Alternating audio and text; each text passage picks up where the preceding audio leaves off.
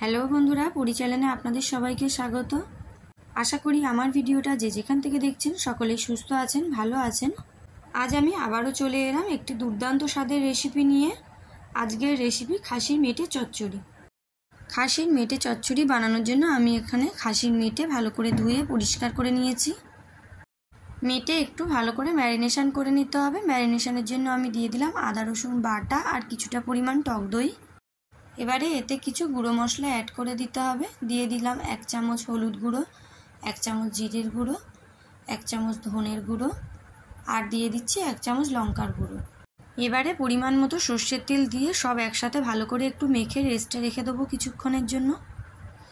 এদিকে আমার কড়াইয়ে সর্ষের তেল দিয়ে তেল গরম হয়ে গেলে ফোড়নের জন্য দিয়ে দিলাম তেজপাতা, শুকনো লঙ্কা আর গোটা গরম মশলা। ফোড়নটা আমার একটু হালকা ভাজা ভাজা হয়ে গেলে দিয়ে দেবো কুচানো পেঁয়াজ আর কাঁচা লঙ্কা। পেঁয়াজ খুব ভালো করে ভেজে নিতে হবে।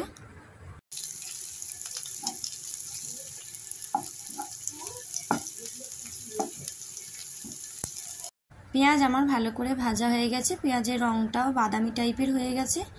এই পর্যায়ে আমি দিয়ে দিলাম একটা টমেটো আর পরিমাণ মতো নুন। আবারও সব একসাথে আমি কিছুক্ষণ রান্না করে নেব।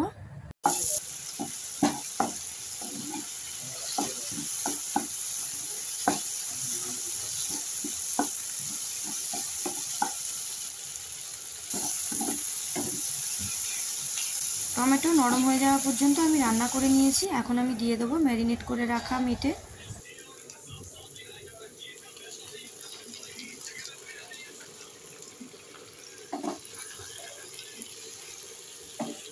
মেটের সাথে মশলা খুব ভালো করে কষিয়ে নিতে হবে।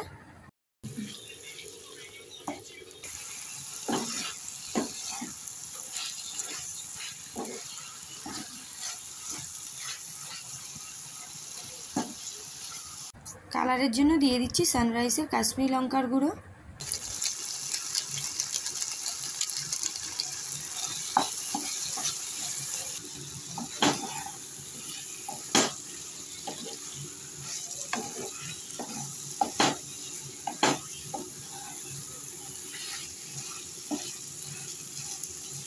মেটে যখন ভালো করে কষানো হয়ে আসবে এই পর্যায়ে দিয়ে দিতে হবে মিট মশলা।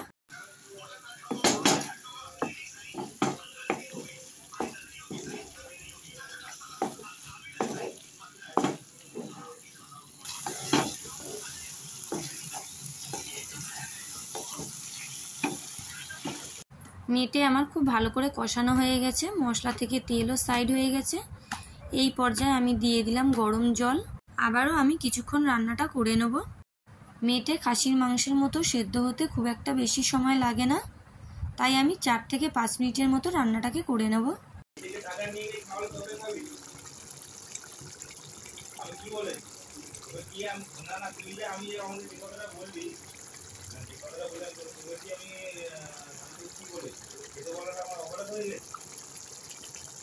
সব শেষে সানরাইসের শাহি গরম মশলা দিয়ে রান্নাটাকে আমি ঢাকা দিয়ে রেখে দেবো কিছুক্ষণের জন্য।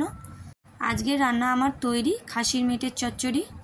আমার এই রেসিপিটি যদি আপনাদের ভালো লেগে থাকে তাহলে একটি লাইক দিয়ে কমেন্ট করে জানাবেন।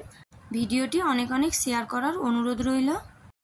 এরকম আরও নিত্য নতুন রেসিপি পেতে চ্যানেলটি সাবস্ক্রাইব করে পাশে থাকা নোটিফিকেশান বেলনটি অন করে অল বোতাম প্রেস করে দেবেন, যাতে করে আমি ভিডিও দেওয়া মাত্রই ভিডিওটি সবার আগে আপনাদের কাছে পৌঁছাতে পারে। আজকের মতন এখানেই সমাপ্ত। দেখা হচ্ছে আবার নতুন কোনো রেসিপি নিয়ে।